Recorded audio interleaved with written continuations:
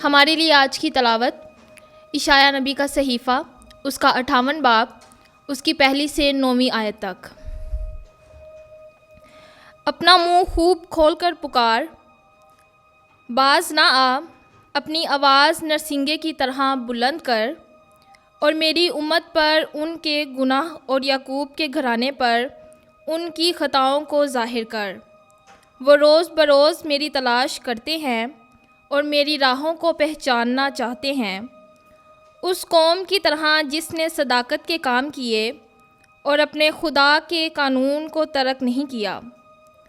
वो सदक़ के फतवा मुझसे तलब करते हैं और खुदा की कुर्बत के ख़्वाहां हैं। ये किसके लिए है कि हमने रोज़े रखे और तूने ना देखा, हमने नफ्स कशी की और तूने ना जाना। देख, तुम्हारे रोज़े के दिन में तुम अपना मतलब निकालते हो और अपने कारिंदों पर सख्ती करते हो। देख, तुम रोज़ा रखते हो ताकि लड़ो और झगड़ो और शरारत के मुक्के मारो। बस आज तुम ऐसे रोज़ा नहीं रखते हो कि तुम्हारी फरियाद बुलंदी में सुनाई दे।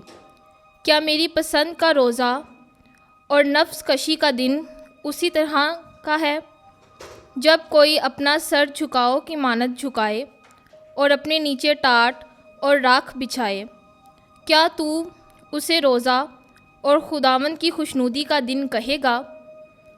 क्या मेरे पसंद का रोज़ा ये नहीं कि शरारत के बंधन खोले और कज रवि की कड़ियों को तोड़े और मज़लूमों को आज़ाद करे, बल्कि हर एक जुए को तोड़ डाले?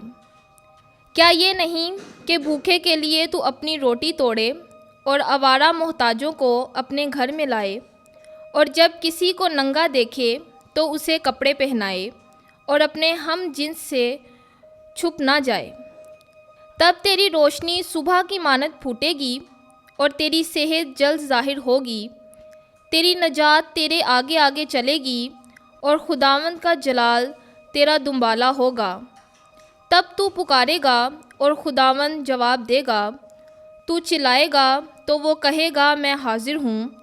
अगर तू अपने दरमियान से जुल्म को और उंगलियों से इशारा करने को और बातल गोई को दूर करे।